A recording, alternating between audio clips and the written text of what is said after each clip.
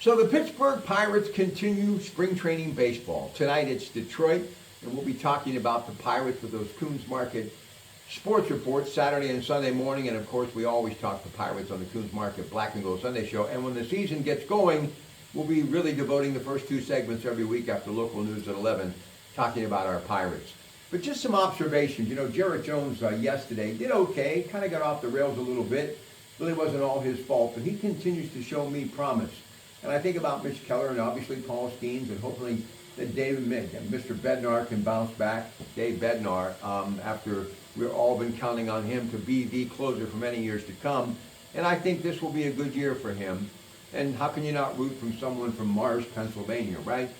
But I keep thinking about all the power and the bats, Brian Reynolds, Brian Hayes, O'Neill Cruz. I still think that this team has the possibility of doing big things. And when you start hearing stories about this Connor Griffin, this high school kid, that they're saying this is like a once in a lifetime, maybe the first time since like a Bryce Harper came into the league, and we've seen what he has done in spurts throughout spring training. And some of these other players that we're talking about, Bubba Chandler, there's a lot of youth on this team, not only on the current roster, but coming up through the minor leagues. And when you look around the bigs and all the things that can happen, I mean, let's face it, the Dodgers are great, but they're really counting on Ohtani, right? And the Yankees are always good, but Soto's no longer there. And now that former Pirate, wishing him well, but Garrett Cole's out for the rest of the year because of Tommy John surgery and maybe parts of 2026. So the Yankees are already saying, now what? Bottom line is, Pittsburgh is a great baseball town. We've got a great young team to be excited about, one that can really grow into their major league cleats and really be good for many years to come. And I've said it before and I'll say it again. It's nice to see people like Andrew McCutchen still with this team. And I remember when he was coming up and we had a nice run back there, 2013 and 14 and 15. We just didn't have as many pieces of the puzzle as we do now.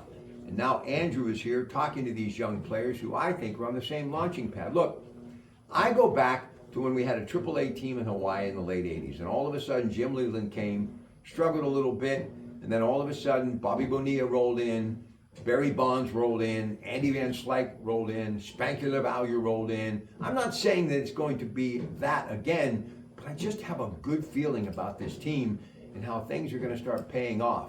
And when you think about Dave Parker going into the Baseball Hall of Fame this summer, I don't know, something really magical. And the Yankees will be here that first weekend in April, 1-800-5-BUCK. So enjoy the spring training broadcast, 93.7 The Fan, Select Games, Kdka Radio, and the Coons Market Black and Gold Sunday show each and every week, talking Pirate baseball and all of the great coverage on 93.7 The Fan and Kdka Radio. You know, baseball was meant to be on the radio, the theater of the mind.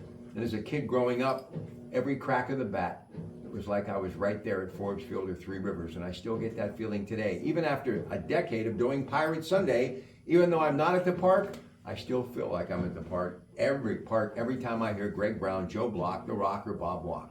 Nothing like Pirate baseball. So let's go Bucks! Lot to be excited about.